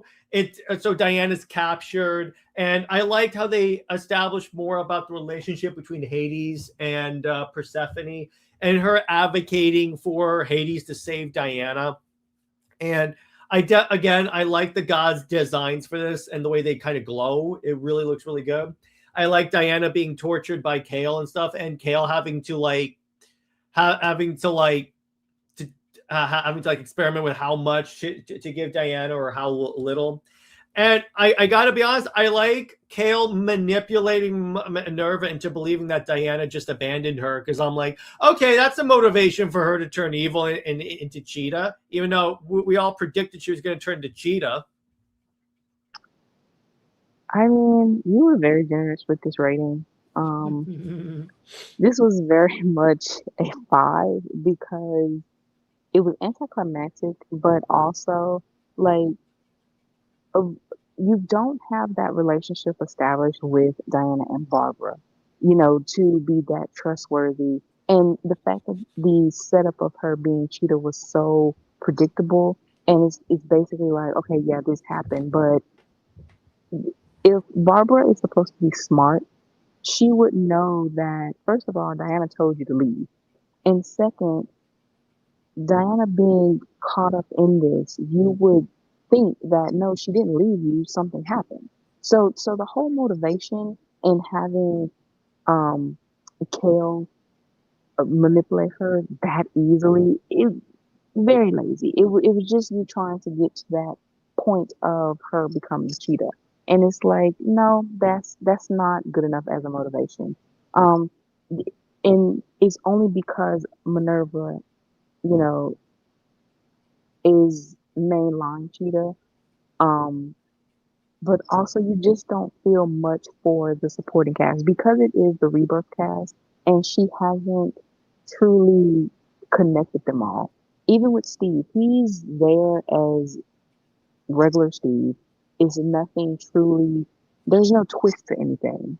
Even Zatanna, it felt more like she was baiting fans with that than actually developing something, developing a connection. And she also had that out of this when she had Aphrodite basically say that she's cursed Diana because she doesn't know who actually loves her, likes her, and whether it is Aphrodite's blessing or is it truly Diana that they, genuinely love, care for, and like. So it's like, yeah, you kind of shot yourself in the foot with that because, now it feels like, are any of Diana's relationships genuine? Are we going to get that true buildup at some point then? So everything that we've read of these people caring for her or trusting her, was that even real? And how will we know? Will you address that? So yeah, it's a lot of elements that is not that good. maybe she can wrap it up, maybe she can change things, but so far it has not been um nothing is going to be A1, but it hasn't been, I'm just saying A1 for me.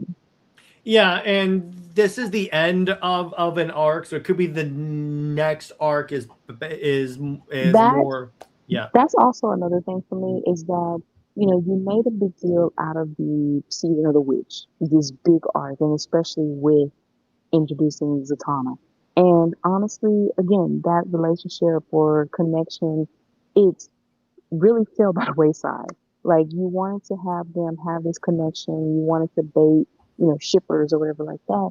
And but they really don't have that friendship or whatever you wanted with them is not really there. It's more based off of, I would say, those headcanon vibes or something than a genuine build up. And especially when like you had even Zatanna's father be a villain or whatever he was, and it just felt like he didn't get much of that time he needed as a character to develop.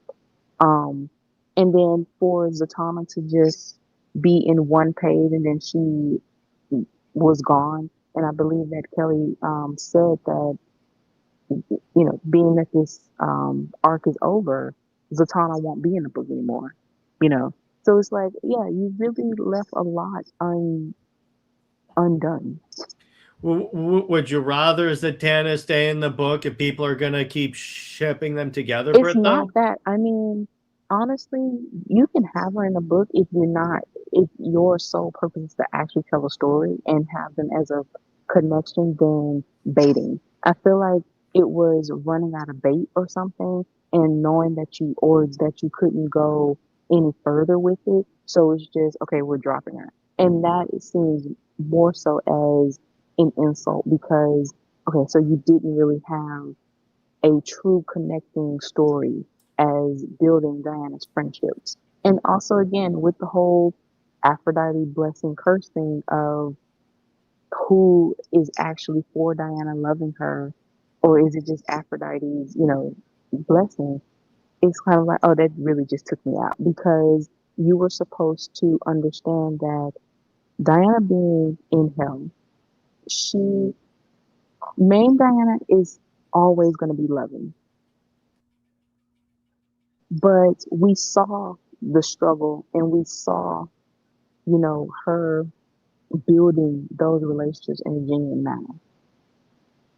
Absolute Wonder Woman is supposed to have it even tougher because she was raised in hell. So she is going to have a different type of attitude. Or maybe, yeah, she does have her loving attitude, but we haven't seen people reject her.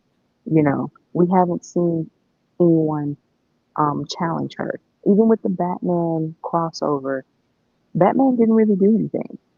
It ended up where you really don't have like why are they friends? What connects them?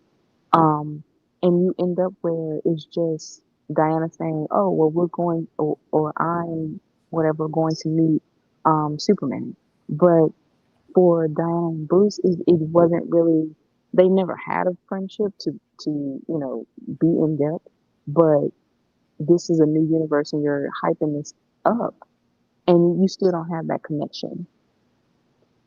Okay, I can kind of see that, but it's like it's like the other thing. It's like when you really think about it, Zatanna was just used as a vehicle to introduce all these other elements that will play a part in the story. It's like I think people overhyped how central of a figure Zatanna was going to be in the book. Well, I mean, the whole arc was overhyped, and Kelly had Yeah. a hand in that too. Oh yeah. Especially because I'm not disputing that at all. right. So, I mean, if you're going to introduce elements, if you're going to hype up things, I expect it to live up to the hype and not be something so anticlimactic. Yeah, and NJ Kelly confirmed that as Britt just said, Kelly confirmed that like Zatanna is not going to show up again. Yeah, she said, yeah, it was kind of like she's pretty much done. And which is kind of funny that Scott said that there will be a Constantine, maybe a Constantine book. So more than likely, she's going to veer off to Constantine or have her own solo, and Constantine is there. Which would be hilarious because people were like, they were supposed to ship her with Diana. It's like, no one was doing that. You guys were. And then NJ says, perhaps having people fall in love with her and like her is literally one of her powers. That's what I thought, that one of her powers is like she like calms people just by being around her. That's like my theory to explain that. And that'll be Well, yeah, interesting. that's the whole thing about Aphrodite. Yeah, Aphrodite's blessing is exactly that.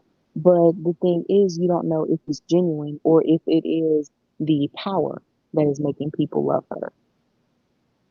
Which I will say, Britt, that actually is pretty compelling storytelling. If it's executed properly. If it's executed properly, exactly. It opens the door to a certain super individual to maybe earn her love and basically demonstrate that, hey, it's not, maybe he's the one person the curse does not affect. Yeah, I love how Britt's like, no. Yeah, you're thinking outside the box, and DC wants you inside the box. Yeah. They want to like firmly be within the four corners of the box. Yes. But it's like overall, it's like I didn't hate the issue. You are right. It was very anticlimactic as an ending to an arc. I mean, I expected more from that specifically. That's why I didn't give it a 10 out of 10. 9 out of 10 is primarily because of the incredible art and the way the panels are laid out. Because again, every issue of this has the panels in like very unique layouts and stuff, as opposed to just like grids and stuff. So I always felt like it's very like creative in that. I love the coloring. Yeah, the cheetah thing is a little bit more of like, okay, I get it. You're going toward Barbara Minerva again, but I mean, still, and I do kind of like how it's not necessarily Diana's actions that lead to the creation of Cheetah. It's the gods themselves. And I'm like, okay, that's something that you do actually moderately well. I do like that. That works. And it's like, I do like that Veronica Cale is supposedly behind all of Wonder Woman's villains in this universe. Because again, if DC is not going to use Veronica Cale that much, or when they should, Tom King, I feel like this is a good compromise, at least to me. Right. Let me put it this way. I enjoyed this issue so much more than Absolute Superman this month. I mean, I still liked Absolute Superman, but again, a lot of these are all, I'm like, is that really how you're going to roll with this? I'm like, well, that's kind of odd. And so anyway, let's do a brief Q&A and then we can wrap up. But yeah, so in other words, in terms of like the way I see Superwoman and Ultraman, I feel like when it comes to these characters, it's like obviously the other like angle of this is like Injustice, because they're very much like the Crime Syndicate on that earth. But the problem with that one is the thing about like the thing about like what makes Injustice worse is that they're literally labeled Superman and Wonder Woman. So it's different. So it's a little bit more in your face about that and stuff. So it's a little bit less of like, oh, it's easier for people to like lump it together. You know, Britt? Right. I mean, yeah, overall, it really just depends on who's reading the books, who's reading the interaction, and taking heed to it instead of going through Twitter headcanons and their own headcanons. Well, yeah, and I feel like, again, I've said this a long time. Headcanons are, for the most part, okay. It's just the problem is when you do headcanons, people tend to make it where the headcanons are the only canon. That's where I think the problem lies, because, yes, headcanon is a great idea to explain things that like, it's to explain things that, like, aren't addressed in the comics or by writers and stuff. But it's like if they are already addressed, I'm like, but you're doing it and your headcanon contradicts the actual canon. That's where the problem arises because honestly, when you think about it, Britt, it's very narcissistic. It is. It's because it's like, oh, my canon is better, or it's like again, I'm gonna say it where people have the head canon like Greg Rucka that Diana is gay because she comes from an island of only women, and I'm like, DC says no, though. I don't care what DC says. My head canon says so, and I'm like, I don't care what your head canon, because your head canon is not the actual canon. Accept it. That's it. That's the way this rolls. Yeah. And again, too many of these people are honestly not really creatives, which is a good thing. And NJ says, wish we had more Diana and Z. I wish we had more Diana and Zatanna interacting in DC, period, because they could actually have that really well with like in the main line if they actually teamed her up with like, if they actually teamed her up with female characters in the main line instead of like Batman, Superman, even though I like that, but it's like Batman, Superman, like Lex Luthor. And I'm like, how about actual characters that are like of her world, if you will? I think because they aren't comfortable with her world. Again, true. Absolute is very surface level with going, rebirth route. It's kind of treading the same plot lines in a way. It's just you can tell it's more comfort with the gods that have been introduced, Zatanna and other elements and the witchy elements. But Diana herself as the main line, I think Thompson will probably struggle, and we will definitely see even more so of retreads from Rucka or Gale, things like that. But you really expected a lot of something a little bit more ambitious with Absolute, and I think the only person, of course, is Scott Snyder because it was his idea, but as far as actually just doing something totally different, besides the aesthetic part of it, yeah, Superman and Wonder Woman always struggle with that. Yeah, exactly. And it's more of like, yeah, and you bring up a good point. It is like they don't understand her world because, take Tom King. He doesn't understand it. He thinks he understands Batman. So he's like, I'm just going to bring in Batman and Superman. It's like, didn't he even say himself that it's like he brought in Detective Chimp because he wanted to write a Detective Chimp book? Yeah, it was basically his quote unquote pitch. Yeah, exactly. So I'm like, you should not be using the character you're writing to pitch other books. Pitch it to DC. If it works, great. And obviously that didn't work. Here's how you know it didn't work and he got more backlash. He started blaming it on Semper. That was really more Semper. And I'm like, bro, we literally have your text or statements of you saying it was. That's the problem with Tom King. Whenever he gets like heat for something, he'll blame other people. Like he got the editor fired. Yep. Yeah, like he got. Do you know why he got that editor fired? Because he wanted to use David Finch as the artist for the proposal. Yeah, exactly. That's it. And then it's like DC wouldn't let him do it, so we got that editor fired. Yeah, it's like that. That's when I'm like, that's when I'm like, okay, no. Oh, and he made Cersei lose to the Spectre. She'll smack him to be honest. No, Spectre is God's wrath, so that's one that I could believe. Cersei losing to Detective Chimp. That's where I had the severe problem. But anyway, that's where I think it's a good place to leave it. So, Britt, do you have any stories you want to tease us with? Okay, so I have 3 Pride stories. Mm-hmm. Okay, so the thing is, fanfiction.net is giving me a lot of trouble. I'm not sure why the uploading, like it's giving errors and not uploading the chapters, or it's not loading to read them, even if it's uploaded. So I will take time to upload the stories on archive instead, and until this is resolved. I think fic has had issues, so it's just what it is. So yeah, you can read the newest chapter, and especially of Odyssey. I just posted that on Archive. Um, and I do have 3 stories that are for Pride. I think I will be posting those. I'm not quite sure yet, but maybe. I do have other little one shots here and there. So right now I am transferring all um the stories that are on fanfiction.net to Archive.